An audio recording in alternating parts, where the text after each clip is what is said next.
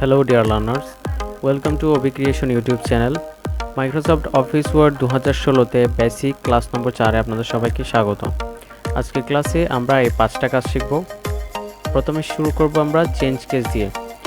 Change case use করার জন্য একটা সেন্টেন্স লিখে নিতে হবে। সেন্টেন্সটা লিখে সিলেক্ট করে নিতে হবে। সিলেক্ট করার পর আমরা যাব এখান থেকে চেঞ্জ কেসে। এটা হচ্ছে চেঞ্জ কেস এবং এখানে ক্লিক করার পর অনেকগুলো অপশন দেখাচ্ছে এখানে। প্রথমে যেটা দেখাচ্ছে সেন্টেন্স কেস, এখানে প্রথমে এস যে লেটারটা আছে এটাকে আন্ডারলাইন করে দিয়েছে, মানে এটা বড় হবে। এই যে ওয়ার্ড যেগুলো আছে পুরো সেন্টেন্সের মধ্যে প্রথম যে ওয়ার্ডটা আছে এটার প্রথম লেটারটা ক্যাপিটালে হবে। প্রথমে এটা ইউজ করি, এই যে টিটা ক্যাপিটালে হচ্ছে এবং লোয়ার কেসে লেটার সবগুলা ক্যাপিটাল স্মল লেটারে হচ্ছে। তারপর দেখা যাচ্ছে আপার কেস দিলে প্রত্যেকটা ওয়ার্ড ক্যাপিটাল লেটারে হবে। আবার হচ্ছে ক্যাপিটালাইজ এজ ওয়ার্ড, এটা হচ্ছে প্রত্যেকটা ওয়ার্ডের প্রথম লেটারটা ক্যাপিটাল হবে। এই যে প্রত্যেকটা ওয়ার্ডের প্রথম লেটারটা ক্যাপিটাল। তারপর আছে একটা টগল, এটা হচ্ছে প্রত্যেকটা ওয়ার্ডের প্রথম যে লেটারটা আছে এটা হবে স্মল অ্যান্ড বাকিগুলা ক্যাপিটালে হবে। এটা এভাবে ইউজ করতে হবে।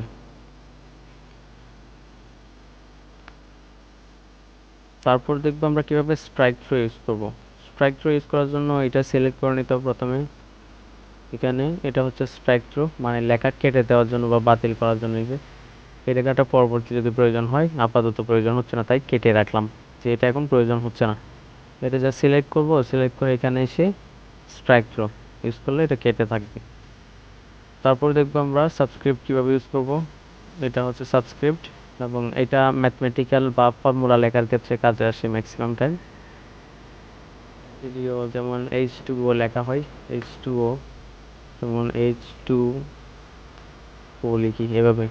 এখন টুটা হচ্ছে নিচে দিতে হচ্ছে, যে এখান থেকে সিলেক্ট করব, টুটা নিচে দিব, এই সিলেক্ট করো H2O এভাবে ইউজ করতে হয়।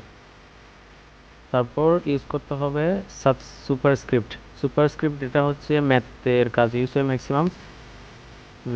এটা আপনার এক্স এ পাওয়ার বোঝায় আর কি, ম্যাথের পাওয়ার বোঝায়।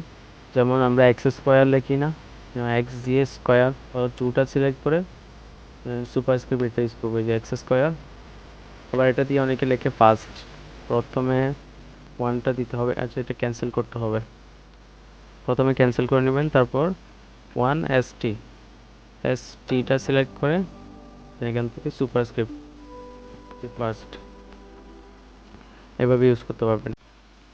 তারপর দেখবো আমরা কিভাবে অ্যালাইনমেন্ট ইউজ করব। অ্যালাইনমেন্ট ইউজ করার জন্য, অ্যালাইনমেন্ট বলতে আপনার এই যে পেজটা আছে, পেজটার মাঝখানে বা ডান পাশে বাম পাশে যে আছে করতে চাচ্ছেন, এটাই হচ্ছে অ্যালাইনমেন্ট। আপনি কোন পাশে করতে চাচ্ছেন।